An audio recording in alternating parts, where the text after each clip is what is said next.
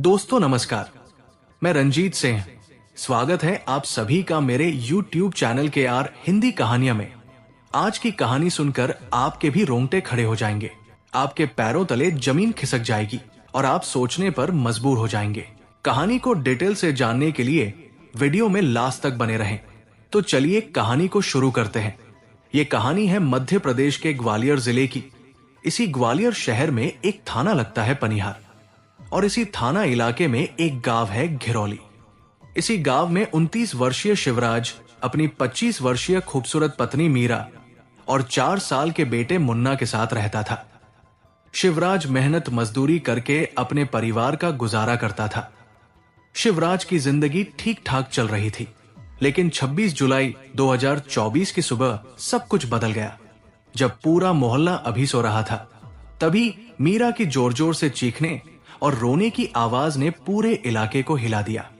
मीरा की चीखें सुनकर जब मोहल्ले वाले मौके पर पहुंचे तो उन्होंने देखा कि शिवराज का काला पड़ा शरीर जमीन पर मृत पड़ा था।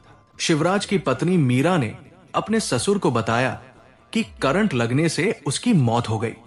ये सब देख लोग सन्न रह गए होनी को कौन टाल सकता है। ये सोचकर परिवार ने शिवराज का अंतिम संस्कार कर दिया। 13वीं तक घर में मातम छाया रहा। इस दौरान शिवराज की गैर मौजूदगी में उसके पिता सीताराम ने मासूम मुन्ना का ध्यान रखना शुरू कर दिया।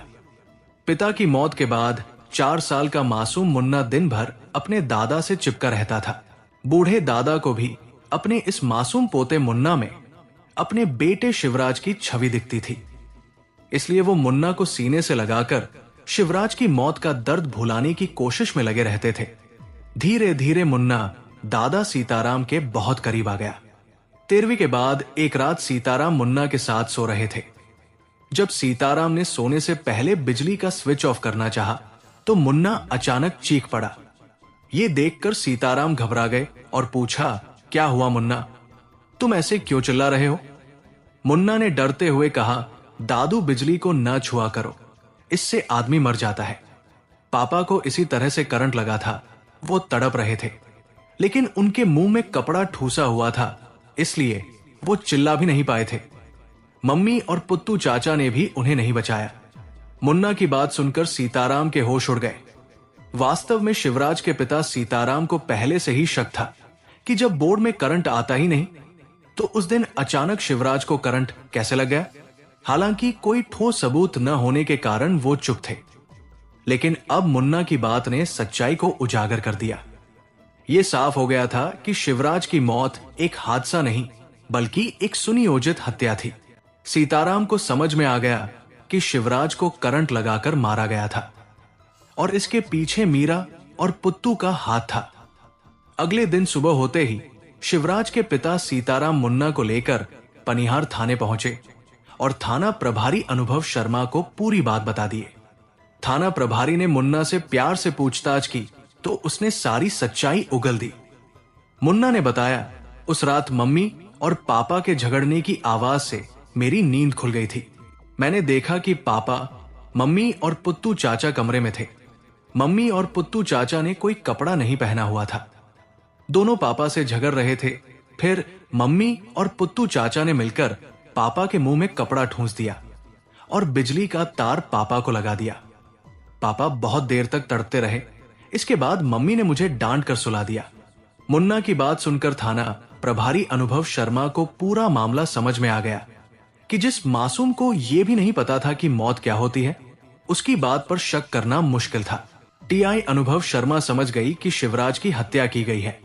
उन्होंने बिना देर किए पुत्तू और मीरा के खिलाफ भादंबी की धारा 302, 201 के तहत मुकदमा दर्ज कर लिया और पूरी घटना की जानकारी ग्वालियर एसपी राजेश सिंह चंदेल को दी।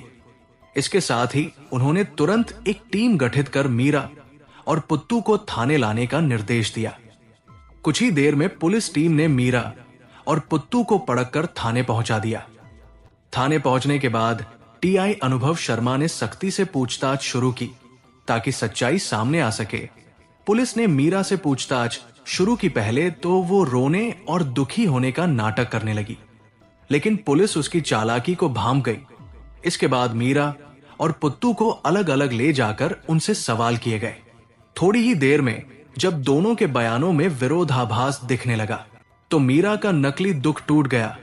उसने खुद पर दबाव बढ़ता देख सच्चाई उगल दी। मीरा ने पुत्तू के साथ मिलकर पति शिवराज की हत्या करने की बात कबूल कर ली। उसने पुलिस को पूरी साजिश की कहानी विस्तार से बताते हुए अपना जुर्म स्वीकार कर लिया। घिरौली गांव में पुत्तू शिवराज के पड़ोस में रहता था। चूंकि पुत्तू और शिवराज के बीच रिश्तेदारी भी थी, इसलिए दोनों का एक दूसरे के घरों में काफी आना जाना होता था। इसके अलावा दोनों अक्सर साथ बैठकर महफिल जमाया करते थे। शिवराज की शादी के बाद भी दोनों की शराब की महफिल का सिलसिला नहीं रुका। इसका एक कारण यह था कि मीरा को शिवराज के शराब पीने से कोई एतराज नहीं था। जब शिवराज और पुत्तू शराब पीने बैठते तो मीरा खुद उनके लिए पानी और पापड़ का इंतजाम कर देती थी। शराब के नशे में आदमी को हर औरत सुंदर लगने लगती है। ऐसा ही पुत्तू के साथ हुआ। धीरे धीरे वो जब शराब पीता था तो वो मीरा पर बुरी नजर डालने लगा। वो अक्सर दिन के वक्त जब शिवराज घर पर नहीं होता तो मीरा का हाल चाल पूछने आ जाता था। इतना ही नहीं, पुत्तू ने शिवराज की आर्थिक मदद भी करनी शुरू कर दी, जिससे शिवराज उसके एहसान तले दबता गया। यही कुछ 2 साल पहले की बात है, जब पुत्तू एक दिन दोपहर के समय शिवराज के घर आया। उस वक्त मीरा कमरे में कपड़े बदल रही थी। पुत्तू को आया देख मीरा ने झट से अपने कपड़े समेटकर अंदर भाग गई, लेकिन पुत्तू बेशर्मों की तरह बाहर बैठा रहा। कुछ देर बाद मीरा कपड़े पहनकर बाहर आई और पुत्तू को देखकर शिकायत भरे लहजे में कहने लगी, अंदर आने के पहले कम से कम कुंडी तो बजा दी होती। पुत्तू कहने लगा कि अगर कुंडी बजाकर आता तो ये बेमिसाल सुंदरता कैसे देख पाता। भाभी, सचमुच आप बहुत सुंदर हैं। ऊपर वाले की कसम, शराब पीना तो सिर्फ एक बहाना है। वास्तव में मैं तुम्हें जी भरकर देखने के लिए ही तुम्हारे घर आता हूं। तुम्हें देखकर शराब पीता हूं तो नशा दोगुना हो जाता है। इस पर मीरा ने मुस्कुराते हुए बोली, ऐसी बात है तो मैं तुम्हारे सामने बैठ जाया करूंगी। उस दिन के बाद सचमुच शिवराज और पुत्तू जब भी शराब पीने बैठते, मीरा किसी न किसी बहाने उनके आसपास ही मंडराया करती। इस दौरान पुत्तू से मीरा की नजरें मिलती तो वो भी धीरे से मुस्कुरा देती। इससे पुत्तू वो सब समझ गया जो मीरा की तरफ से समझना चाहता था। इसलिए मौका पाकर एक दिन दोपहर में जाकर उसने मीरा को बाहों में भर लिया। तो मीरा ने भी इसका विरोध नहीं किया। लेकिन शिवराज के घर के एक दूसरे हिस्से में उसके परिवार के दूसरे लोग भी रहते थे, इसलिए दोनों ने रात में मिलने की योजना बनानी शुरू कर दी ताकि कोई भी उन्हें देख ना सके। दिन के समय पुत्तू का शिवराज के घर आना मुश्किल था, लेकिन रात के समय दोनों आराम से मिल सकते थे। पुत्तू ने पुलिस को बताया कि यह मीरा की ही योजना थी कि जब शिवराज सो जाए तो मैं उसके पास आ जाऊं। ऐसा करना खतरे से खाली नहीं था, इसलिए मैं उसे नींद की गोली लाकर देने लगा। शराब पीने के बाद मीरा शिवराज के खाने में नींद की दवा का हैवी डोज उसे देने लगी, जिससे बेहोशी की हालत में वो गहरी नींद में सो जाता। तो मीरा मुझे अपने घर में बुला लेती थी। जांच में सामने आया कि मीरा और पुत्तू को मालूम था कि नींद की दवा के हैवी डोज के कारण शिवराज की नींद नहीं टूट सकती। इसलिए दोनों इतने बेफिक्र रहते थे कि कई बार अय्याशी करने के बाद पुत्तू और मीरा एक साथ सो जाते थे। उसके बाद सुबह शिवराज के जागने से पहले ही पुत्तू अपने घर चला जाता था। 26 जुलाई 2024 को भी यही हुआ। उस रोज अय्याशी के बाद मीरा और पुत्तू बिना कपड़े पहने ही वहीं सो गए। लेकिन उस रोज अचानक रात में नींद टूट जाने से शिवराज ने पुत्तू और मीरा को निर्वस्त्र एक ही बिस्तर पर सोते देख लिया। ये देखकर शिवराज गुस्से में आग बबूला हो उठा। उसने लात मारकर मीरा को उठाया और उसके साथ मारपीट करने लगा। शोर सुनकर पुत्तू की भी नींद टूट गई। उसने शिवराज के हाथों अपनी प्रेमिका को पिटते देखा तो वो शिवराज पर टूट पड़ा। शिवराज पर उस समय शराब के साथ साथ नींद की दवा का भी असर था, इसलिए वो कमजोर पड़ गया। ये देखकर मीरा और पुत्तू ने उसे मार मार कर अधमरा कर दिया। फिर ये सोचकर कि अगर ये जिंदा रहा तो उनका मिलना असंभव हो जाएगा, उन्होंने शिवराज की हत्या की योजना बनाया पहले उसके मुंह में कपड़ा ठूंस दिया ताकि वो चिल्ला न सके। उसके बाद उसे करंट लगाकर मार डाला। उसके बाद पूरी योजना मीरा को समझाकर पुत्तू अपने घर चला गया। पुत्तू के जाने के बाद मीरा ने देखा कि उसका 4 साल का बेटा मुन्ना डरा हुआ बिस्तर पर बैठा उसकी तरफ देख रहा है। ये देखकर मीरा ने पिता की तबीयत खराब होने की बात कहकर उसे वापस सुला दिया। लेकिन घटना के 15 दिन बाद अचानक मुन्ना ने उस रात की पूरी कहानी अपने दादा और पुलिस को सुना दी। पुत्तू और मीरा को पुलिस ने गिरफ्तार कर लिया।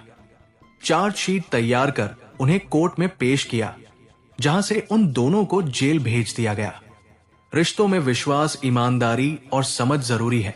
साथ ही अपने फैसले खुद लेने की हिम्मत और अपने लिए सही रास्ता चुनने की क्षमता हर किसी के जीवन को बेहतर बना सकती है। दोस्तों, इस कहानी को सुनाने का उद्देश्य किसी का दिल दुखाना नहीं है, किसी को परेशान करना नहीं है, बल्कि आपको जागरूक करना है और आपको सचेत करना है, ताकि आप लोग सतर्क रहें और सावधान रहें। तो दोस्तों, कैसी लगी ये स्टोरी कमेंट जरूर करें, वीडियो को लाइक करें और अपने दोस्तों को शेयर भी करें। और आपसे गुजारिश है कि मेरे चैनल को सब्सक्राइब जरूर करें और कमेंट बॉक्स में अपना नाम और कहां से देख रहे हैं, अपने शहर का नाम जरूर लिखिएगा। फिर मिलेंगे ऐसी ही किसी सच्ची स्टोरी के साथ। तब तक के लिए धन्यवाद।